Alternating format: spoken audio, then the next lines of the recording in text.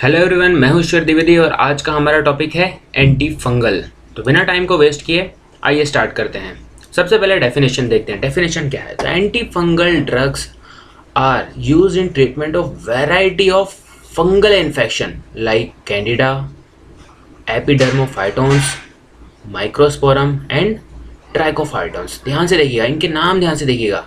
Candida, epidermophytons, microsporum and trichophytons, ये सारे fungal infections हैं। इन्हें ट्रीट करने के लिए जो ड्रग यूज़ की जाती है उसे हम क्या कहते हैं? Anti fungal drugs. तो ये तो हो गया डेफिनेशन।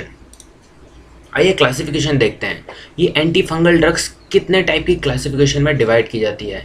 तो एक तो हो गया जो सिंथेटिक ड्रग्स होती है जो कि लैब में बनाई जाती है, और दूसरे हो गए नेचुरल कंपाउंड जो प्रकृति हमें देती है। जो सिंथेटिक ड्रग्स हो गया उनमें भी कई सारे अलग अलग क्लासिफिकेशन है, जैसे कि कार्बोक्सिलिक एसिड, कुछ डाइस होती हैं, कुछ फिनोलिक कंपाउंड्स होते हैं, डायएमिडीन्स होते हैं, कुछ कार्बोनिलिक एसिड्स होते हैं, कुछ एजोल्स या तो इमिडाजोल्स होते हैं, और जो नेचुरली मिलते हैं वो होते हैं कुछ एंटीबायोटिक्स जैसे कि ग्रिसोफुल्विन, और उसके अलावा कुछ पॉलिन्स होते हैं। पॉलिन्स जो है, पॉलिन्स एंटी फंगल एंटीबायोटिक्स, वो टेट्रीन्स, पेंटीन्स या हेप्टीन्स इस तरह से अलग अलग फॉर्म में होते हैं। आइए थोड़ा सा और देखते हैं। ये जो टेट्रीन्स, पेंटीन्स, हेप्टीन्स हैं उनके एग्जांपल्स हैं नाइस्टीन, एम्फोटेरिसिन और ये पेंटामाइसिन, उसके बाद एम्फोटेरिसिन बी, हेमाइसिन, ये सारे एग्जांपल्स हैं। फिर से देखते हैं एक बार क्लासिफिकेशन, थोड़ा अच्छे से आपको रिवाइज हो जाएगा। एंटी फंगल मैंने आपको बताया दो टाइप हैं, एक सिंथेटिक जो लैब में बन सकते हैं और दूसरे नेचुरल जो हमें प्रकृति देती है। सिंथेटिक में क्या कौन कौन से टाइप हैं? Carboxylic acid, dyes, phenols, diamines, carbonylic acid, उसके बाद इमिडाजोल। और नेचुरल हमें दो मिलेगा, एक एंटीबायोटिक, एंटीबैक्टीरियल एंटीबायोटिक, और दूसरा पॉलिन्स। पॉलिन्स के अंदर तीन टाइप हैं, टेट्रीन्स, पेंटीन्स और हेप्टीन्स। आइए इनको एक एक करके देखते हैं। सबसे पहले सिंथेटिक, ये देखिए पहले देखा था हमने सिंथेटिक और नेचुरल, पहले सिंथेटिक देखते हैं। सिंथेटिक के अंदर क्या क्या था? Carboxylic acid. अब ये कार्बोक्सिलिक एसिड का डेरिवेटिव कौन सा है? एंटी सैलिनिक एसिड, ठीक है। उसके बाद कुछ डाइस हैं। डाइस कौन कौन सी है? जेंशियन वायलेट और मेलासाइट ग्रीन। कुछ फिनॉल्स हैं। कौन कौन से फिनॉल्स? जैसे कि सैलिसिलिक एसिड। उसके अलावा कुछ डायमाइंस हैं जैसे कि स्टिल बेमिडीन। उसके बाद कुछ थायोकार्बोनिलिक एसिड हैं जैसे कि टोलनाफ्टेट। कुछ इमिडाजोल्स हैं, ये बहुत ही फेमस इमिडाजोल है, क्लोट्रिमेजोल और मिकोनाजोल। ये ड्रग्स हैं, आपको याद रखना है। उसके बाद हम चलते हैं नेचुरल के ऊपर। नेचुरल कौन कौन से? एक एंटीबायोटिक, एंटीबैक्टीरियल एंटीबायोटिक है और दूसरे पॉलिन्स है। अब एंटीबैक्टीरियल एंटीबायोटिक में ग्रिसोफुल्विन है, जो हमने लास्ट चैप्टर में भी ये देखा था। ग्रिसोफुल्विन मिससेलेनियस के अंदर आ रहा था जो कैटेगराइज नहीं था। अब ये पॉलिन एंटीबायोटिक के अंदर देखिए टेट्रीन्स हैं, पेंटीन्स हैं और हेप्टीन्स हैं। टेट्रीन्स के अंदर निस्टीन और एम्फोटेरिसिन ए, और पेंटीन्स के अंदर पेंटामाइसिन। हेप्टीन्स के अंदर एम्फोटेरिसिन बी और हेमाइसिन। ये सारे क्लासिफिकेशन हो गए। आइए आगे बढ़ते हैं। एंटी सैलिनिक एसिड, ये कार्बोक्सिलिक एसिड का है जो हमने देखा था। यहाँ पर आपको फिर से बताता हूँ, ये देखिए एंटी सैलिनिक एसिड किसका डेरिवेटिव है? कार्बोक्सिलिक एसिड का। ये आपके देखिए स्ट्रक्चर के अंदर COOH ग्रुप आ रहे हैं यहाँ पर। अब देखते हैं इसका यूज़ क्या है। तो नॉर्मली ये सोरियासिस में यूज़ होता है और न्यूरोडर्मेटाइटिस में यूज़ होता है। अब सोरियासिस वर्ड आप देखकर यूज पूछेंगे कि ये कौन से चिड़िया का नाम है, तो देखते हैं भाई सोरियासिस है क्या। तो बेसिकली ये एक ऑटो इम्यून डिजीज़ है। क्या है? Autoimmune disease. तो होता क्या है इसके अंदर? Skin cells to multiply up to 10 times faster than normal. मतलब जो नॉर्मली स्किन जो मल्टीप्लाई होती है उससे 10 टाइम्स फास्टर स्किन मल्टीप्लाई होने लगती है। इससे क्या होता है? बम्पी रेड पैचेस बन जाते हैं और वाइट स्केल्स बन जाते हैं स्किन के ऊपर। और ये एक तरह की बोल सकते हैं ऑटो इम्यून डिजीज़ है। ये हमारे इम्यून सिस्टम का डिफेक्ट है कि वो पहचान नहीं पाती क्या प्रॉब्लम है, उस वजह से ये रेड पैचेस बन जाते हैं और ये सारी प्रॉब्लम्स अगर होती है। नॉर्मली कहाँ देखा जाता है? स्काल्प पर, एल्बो में, नीज़ में या लोअर बैक में। ये देखिए ये स्काल्प में आप देख सकते हैं, ये पीछे का हिस्सा है। ये आप नीज़ में देख सकते हैं, ऐसे ही एल्बो में भी होता है। ये आप देखिए नाखूनों में। ये सोरियासिस के कारण है। इसका अभी तक कोई परमानेंट सॉल्यूशन या ट्रीटमेंट एलोपैथी में तो अवेलेबल नहीं है। हाँ, आयुर्वेद में कुछ इलाज पॉसिबल है, बट वो भी 100% क्योर नहीं है। बट ये आपको जो सिम्टम्स दिख रहे हैं ये रेमिशन स्टेज में चले जाएंगे, मतलब ये दिखना बंद हो जाएगा और नॉर्मल स्किन आप देख सकते हैं। बस यही ट्रीटमेंट है सोरियासिस का, बाकी कोई ट्रीटमेंट नहीं है।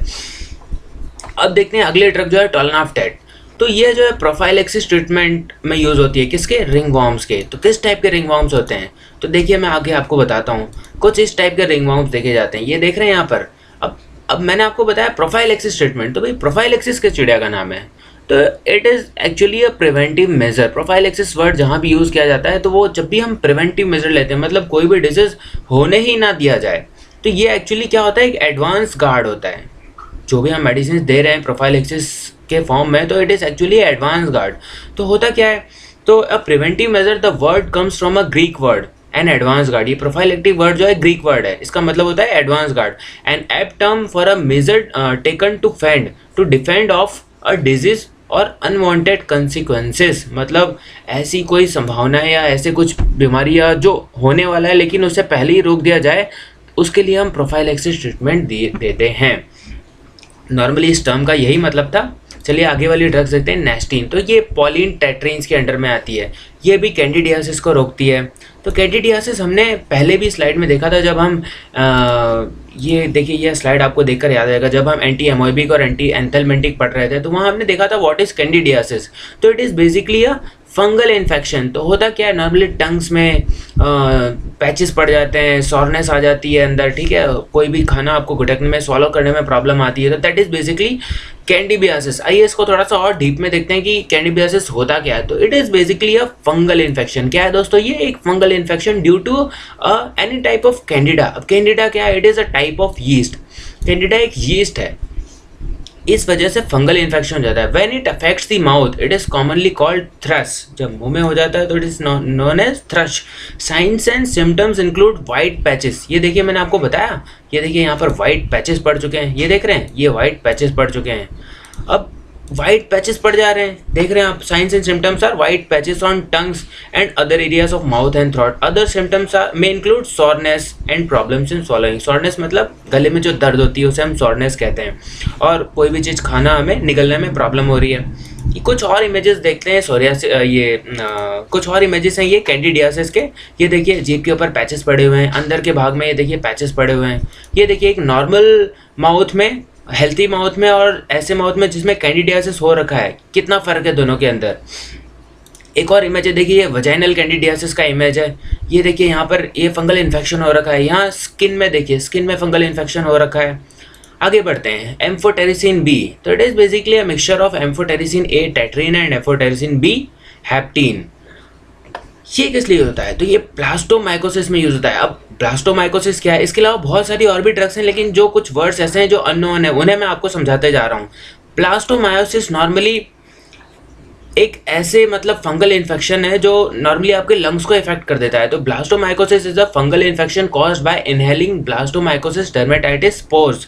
उन्हें आप जब इनहेल कर लेते हो तो लंग्स का देखिए चेस्ट एक्सरे को चेस्ट टाइप का दिखता है। जो पेशेंट इस ब्लास्टोमाइकोसिस से इन्फेक्टेड है, अगर लंग्स को इन्फेक्ट कर रहा है तो it is known as pulmonary blastomycosis. एक पर्टिकुलर एरिया होता है जहाँ ये फंगस पाए जाते हैं, अगर आप उन्हें इनहेल कर लोगे, इनहेल करने के बाद लंग्स में जाकर ये इफेक्ट करेगा, हो सकता है ब्लड में भी पहुँच सकता है, बट बेसिकली जब ये लंग्स में होगा तो it is known as pulmonary blastomycosis.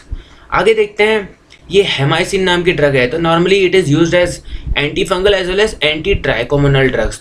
Anti trichomonal क्या है, तो that is an agent that acts on trichomonas parasites. इसी नोट पर इस वीडियो को मैं ख़त्म करता हूँ। आशा करता हूँ आपको समझ में आया होगा। अगर आपके कोई भी डाउट है तो आप वीडियो कमेंट सेक्शन में जाकर पूछ सकते हैं। Thanks for watching, God bless you all.